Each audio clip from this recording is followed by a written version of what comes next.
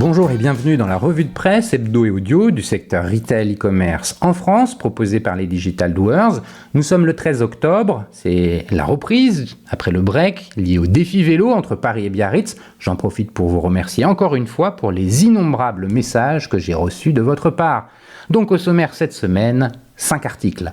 L'INSEE affirme que le pouvoir d'achat des ménages augmente cette année, à lire sur BFM TV. NAFNAF lance un nouveau PSE et ferme 17 magasins, à lire sur fashionunited.fr. La fintech Klarna se dote d'une fonctionnalité d'IA pour trouver des produits en ligne, à lire sur Usine Digital. La Redoute repense sa plateforme de seconde main avec une marketplace dédiée aux vendeurs professionnels, à lire sur e-commerce mag. Et enfin, comment Champagne EPC s'est imposé grâce à l'innovation, à lire sur madines.com. Je vous le rappelle, sur le site Les Digital Doers, vous avez accès à une revue de presse accessible sur LinkedIn et qui rassemble les articles publiés dans la semaine sur les sites de news de notre écosystème. Vous pouvez vous y abonner pour recevoir chaque vendredi un digest de l'actualité dans votre boîte email. De cette revue de presse, je vous lis sans interprétation une sélection de quelques articles qui m'ont semblé pertinents à partager. Je vous souhaite une bonne écoute, évidemment toujours sans coupure. L'INSEE affirme que le pouvoir d'achat des ménages augmente cette année, à lire sur bfmtv.com en date du 13 octobre. Selon l'Institut de la statistique, le pouvoir d'achat va progresser de 1,2% cette année sur fond de revalorisation plus dynamique des salaires et de ralentissement de l'inflation. Même si le ressenti des Français est sans doute différent, l'INSEE l'affirme, le pouvoir d'achat des ménages va progresser de 1,2% en 2023, soit plus 0,7% par unité de consommation. Bien sûr, il s'agit d'une moyenne qui, comme toujours, masque des disparités, rappelle Olivier Simon, chef de la division synthèse conjoncturelle à l'Institut de la statistique. Il n'empêche, cela reste une bonne surprise dans un contexte de persistance de l'inflation à 4,9% en septembre sur un an, d'autant que la hausse du salaire mensuel par tête sur un an restait moins forte que la hausse des prix au premier semestre, si bien que le salaire réel des Français, soit leur pouvoir d'achat, a reculé lors des 6 premiers mois, moins 1,9% au deuxième trimestre. Mais la tendance s'améliore peu à peu. Quelle est la différence entre 2023 et 2022 ? Il faut voir que les termes de l'échange se sont nettement améliorés, c'est-à-dire qu'en 2022, les coûts des intrants étaient très élevés, les coûts de nos importations étaient beaucoup plus dynamiques que ceux de nos exportations. La situation s'est retournée en 2023. Cette amélioration des termes de l'échange apporte un peu d'air aux revenus des ménages et des entreprises, directement ou indirectement, a expliqué sur BFM Julien Pouget, chef du département de la conjoncture à l'INSEE. Hausse des prestations sociales et des revenus de propriété. Ainsi, sur la seconde moitié de l'année, les revenus d'activité seraient relativement dynamiques selon l'INSEE. En effet, les salaires réels rebondiraient au deuxième semestre grâce au ralentissement récent de l'inflation et à la prise en compte de l'inflation passée dans les renégociations salariales. Sans oublier le versement en fin d'année de la prime de partage de la valeur. Au total, sur l'ensemble de 2023, l'évolution du salaire mensuel par tête marchand non agricole serait ainsi similaire à celle des prix à la consommation, anticipe l'Institut.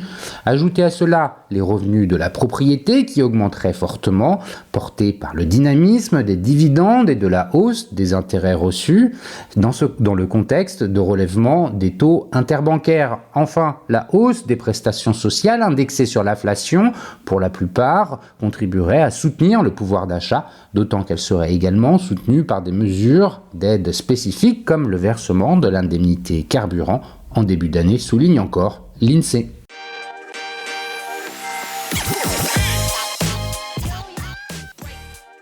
NAFNAF lance un nouveau PSE et ferme 17 magasins, à lire sur fashionunited.fr en date du 12 octobre. En redressement judiciaire depuis septembre, l'enseigne de prêt-à-porter féminin NAFNAF va fermer 17 magasins dans le cadre d'un nouveau plan social menaçant 87 emplois en boutique et 30 au siège, a indiqué jeudi la CFDT à l'AFP. Cette décision a été actée lors d'un CSE mercredi et touche des boutiques à Mulhouse, Bordeaux, Saint-Omer, Brest, Marseille, Niort, Levallois, Nancy, Paris, Nice, Aix-en-Provence, Lille, Toulouse, Tours et Boulogne. Elles fermeront toutes aux alentours du 10 novembre, sauf celle de Nice et Boulogne. Le siège social va déménager d'Asnières à Bondy mi-novembre et le PSE a été ouvert aux salariés du siège qui ne voudraient pas changer de lieu de travail, a précisé Angélique Idali, secrétaire du CSE et déléguée syndicale CFDT majoritaire à 87% chez NAFNAF. Plus de 150 emplois supprimés chez NAFNAF. La syndicaliste craint ainsi que le chiffre des 30 emplois menacés au siège n'augmente. Certains salariés ont plus de 25 ans d'ancienneté. C'est un choc, a-t-elle encore réagi auprès de l'AFP. En 4 mois, c'est plus de 150 emplois qui sont supprimés dans l'entreprise, s'est-elle désolée. L'enseigne avait été placée en redressement judiciaire en septembre par le tribunal de commerce de Bobigny, endettée notamment en raison de loyers impayés durant la crise Covid. Comme c'est généralement le cas, elle bénéficie d'une période d'observation de 6 mois. Une nouvelle audience est prévue le 7 novembre qui devrait permettre au tribunal de faire un point sur la situation de l'entreprise, notamment sur la partie financière, a indiqué Madame Idali. Positionnée sur le milieu de gamme, NAFNAF est une marque française lancée en 1973 par 2 frères et désormais détenue par le groupe franco-turc SI International. Elle employait avant le nouveau PSE 660 salariés en France, détenait 135 magasins et affichait en 2022 un chiffre d'affaires de 141 millions d'euros en croissance, avait déclaré fin août un porte-parole à l'AFP. L'entreprise avait déjà été placée en redressement judiciaire en mai 2020 et reprise dans la foulée par SI International, qui est toujours son actionnaire et emploie 1500 personnes en direct dans le monde et qui avait déjà acquis l'enseigne Sine Qua Non en 2019. Elle avait commencé à se restructurer et supprimer 37 postes en juin 2023 dans le cadre d'un PSE.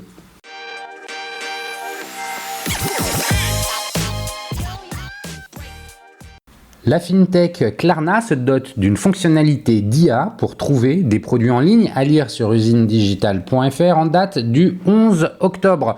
Munis de l'appareil photo de leur smartphone, certains utilisateurs de l'application Klarna peuvent désormais trouver et comparer des produits en ligne.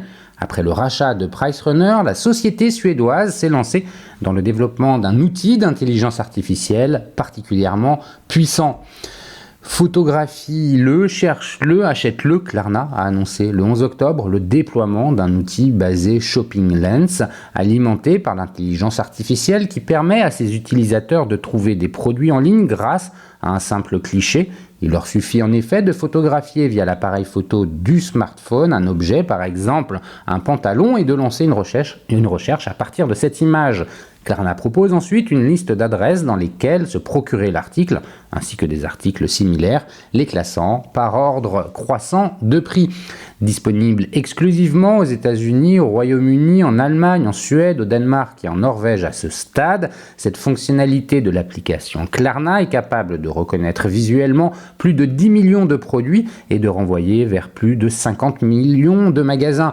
Elle doit sa puissance au service de comparaison de prix PriceRunner, dont Klarna a conclu l'acquisition en 2022 et dont les données ont permis l'entraînement de l'IA de sa Shopping Lens. Les utilisateurs peuvent aussi consulter les avis en ligne associés à l'article qu'ils viennent de photographier. Un concurrent sérieux. Si cette fonctionnalité permet surtout aux clients de Klarna d'identifier des boutiques ou faire leur emplette, Klarna a également développé un outil permettant d'obtenir des informations sur des articles disposés dans des magasins. Ils peuvent ainsi scanner le code barre d'un article et consulter l'avis de clients l'ayant acheté, les coloris disponibles et une éventuelle disponibilité à moindre coût. Cette incursion dans l'intelligence artificielle permise par l'achat de PriceRunner fait de Klarna un concurrent sérieux dans le cercle fermé des comparateurs de prix. L'entreprise européenne Quelcou, fondée en France il y a plus de 20 ans, ne s'est à ce jour pas dotée d'un système de vision par ordinateur tel que celui de la fintech suédoise. Le géant Google peut en revanche compter sur sa Google Lens pour permettre de chercher des produits via son service shopping. Interrogé par la chaîne américaine CNBC, Au sujet de cette concurrence, David Stendstorm, Chief Marketing Officer de Klarna, n'estime pas que son système centré sur l'expérience de l'acheteur puisse être menacé à l'heure actuelle et martèle que l'intelligence artificielle est une énorme opportunité pour son activité dans des temps difficiles.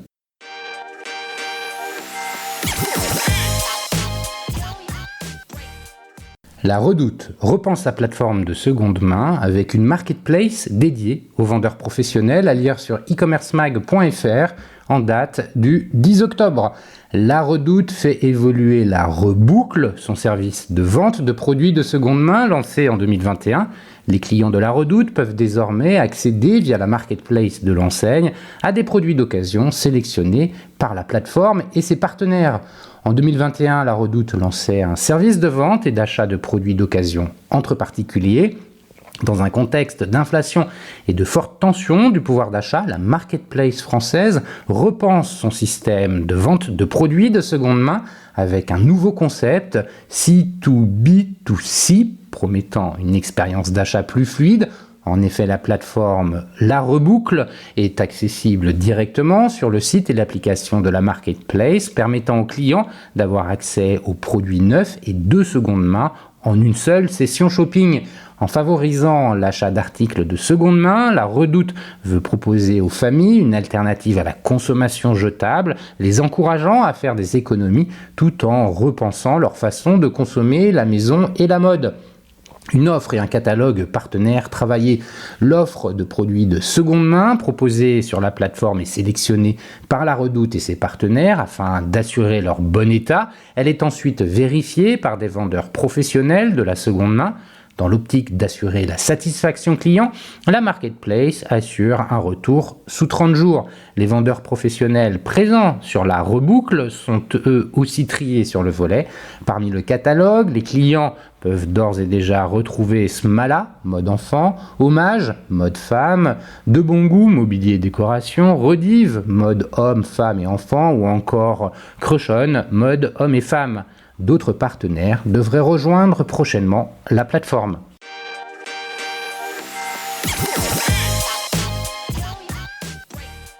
Comment Champagne EPC s'est imposé grâce à l'innovation, à lire sur madines.com en date du 13 octobre. J'ai choisi cet article en référence à l'interview numéro 142 sur les Digital Doers où j'interviewais Édouard Roy, le fondateur des Champagnes EPC. Dans une industrie d'acteurs établis, Champagne EPC s'est imposé en très peu de temps comme un sérieux challenger. Madines a rencontré la jeune pousse pétillante. Petit-fils et fils de vignerons, Édouard Roy a monté plusieurs entreprises avant de renouer sérieusement avec ses origines champenoises en 2017. Alors intrapreneur chez Accor, il développe avec son père un champagne blanc de blanc millésimé, vendu sous le nom Alain-Édouard, l'alliage de leurs deux prénoms. C'est un projet qui a bien fonctionné malgré des petits moyens. Nous ne faisions pas beaucoup de volume, mais nous avons rapidement pu parler des points de douleur de la chaîne du produit, partage Édouard Roy. En 2018, alors que l'activité commence à décoller, Édouard Roy décide de s'investir à temps plein dans le projet et s'associe à Jérôme Kej. Nous cherchions à pénétrer un monde compliqué d'accès, nous avions besoin de quelqu'un qui maîtrisait la partie commercialisation, commente Édouard Roy. Repenser le modèle d'élaboration du vin.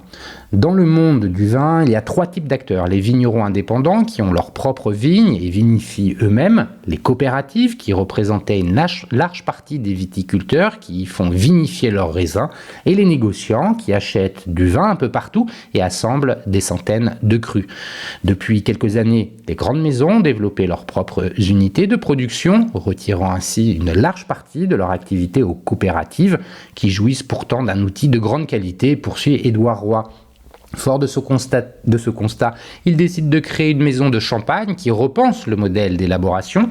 Nous proposons un voyage en Champagne. Chaque cuvée est faite à un seul endroit d'année en année. L'idée est de collaborer avec des vignerons partenaires, de les mettre en avant avec une rémunération bien répartie et d'offrir aux consommateurs des vins de grande qualité issus d'aucun mélange et traduisant avec précision le terroir dont ils sont issus. Nous pensions que le simple fait de bien exécuter, de répondre aux attentes du monde actuel devait permettre de pouvoir rapidement prendre des parts de marché. Xavier Niel et la famille Muliez investissent dans Champagne EPC.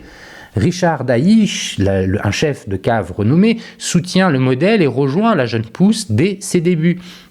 Quelques mois après, il réalise une première levée de fonds de 1,5 million d'euros en amorçage. À l'époque, la marque Champagne EPC n'existe pas encore. Camille, la troisième associée, est alors recrutée pour développer la marque. Nous avons eu un intérêt très rapide d'investisseurs qui ne venaient pas du champagne, explique Édouard. Xavier Niel et la famille Muliez, par exemple, rejoignent l'aventure. Ils étaient tous intéressés par le regard différent que nous portions sur un marché fermé, mais qui regorge d'opportunités.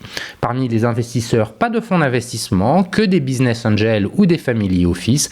Nous n'avons pas créé notre entreprise dans le but de la revendre, insiste Édouard. Un David parmi les Goliaths. Pour incarner au mieux leur modèle, ils créent la marque Champagne EPC, 3 lettres qui représentent l'épicurisme. Nous avons souhaité une marque qui mette en valeur la traçabilité et la transparence, être à la fois le champagne des champenois et des épicuriens, confie Édouard. Après avoir lancé la commercialisation avec une plateforme de marque qu'il juge clivante, il retravaille 3 ans plus tard une version plus premium. Cette première étape leur permet tout de même d'être commercialisés dans 32 pays. En 2022, ils vendent 250 000 bouteilles de champagne, des résultats qui leur permettent de se hisser dans la cour des grands. Au total, on dénombre un peu plus de 1000 maisons de champagne. Nous souhaitons à terme intégrer le top 10 des maisons les plus reconnues, indique Édouard Roy. Au début, nous avons été vus comme des ovnis. Maintenant, les grandes maisons de champagne nous félicitent et nous considèrent, confie-t-il. En juillet 2022, il réalise une série A de 5,5 millions d'euros, permettant de continuer à financer le développement à l'export et du grand export aux US et en Asie, ainsi que le développement produit. Aujourd'hui, Champagne EPC est commercialisé dans une 40aine de pays. La maison mère Grinclair a répliqué son modèle avec un vin rosé de Provence à travers la maison Eau Rose. La recette est la même, traçabilité, mise en valeur du terroir, valorisation des systèmes vignerons, avance Édouard Roy. Cette année, il prévoit d'expédier 500 000 bouteilles, dans 30% à l'export. Pour réussir dans le champagne, il faut soit énormément d'argent, soit énormément de temps. Notre modèle, repensé de fond en comble, nous a permis d'aller plus loin et plus vite, se félicite-t-il. Stéphane Bachira au board d'EPC. Pour naviguer et continuer à s'imposer dans le monde du vin, la jeune maison s'appuie sur un savant mélange de valeurs sûres et d'innovation. En 2022, par exemple, Stéphane Bacheria, un ponte du Champagne, a rejoint le board d'EPC. C'était le meilleur signal que nous pouvions envoyer au marché. Stéphane a dirigé Moët et Chandon, Veuve Clicquot, Ruinart et Dom Pérignon, commente Édouard Roy. En parallèle, l'EPC Champagne fonctionne comme toute start-up innovante. Ils ont par exemple créé Dave, leur propre outil marketing. C'est une sorte d'ERP CRM qui intègre la prospection avec pas mal d'intelligence artificielle, explique Édouard. Un outil qui leur permet d'avoir la connaissance client là où beaucoup de leurs concurrents passent encore par des revendeurs qui offrent peu d'informations sur la destination finale des bouteilles. Sur la partie corporate, pour les cadeaux d'affaires par exemple, on peut facilement se faire balader de service en service. Avec notre outil, nous multiplions notre productivité par 10 par rapport à du phoning classique. C'est un facteur d'accélération énorme. Encore une nouvelle manière d'innover et de continuer à se faire leur place dans un monde du vin.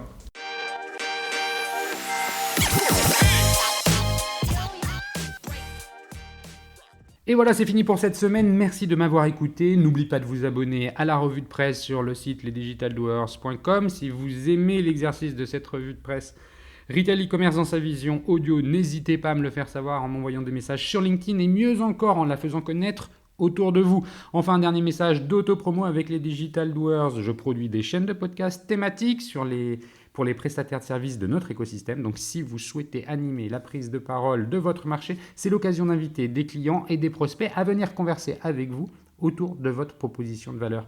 Vous êtes intéressé, alors contactez-moi. D'ici là, portez-vous bien et à la semaine prochaine.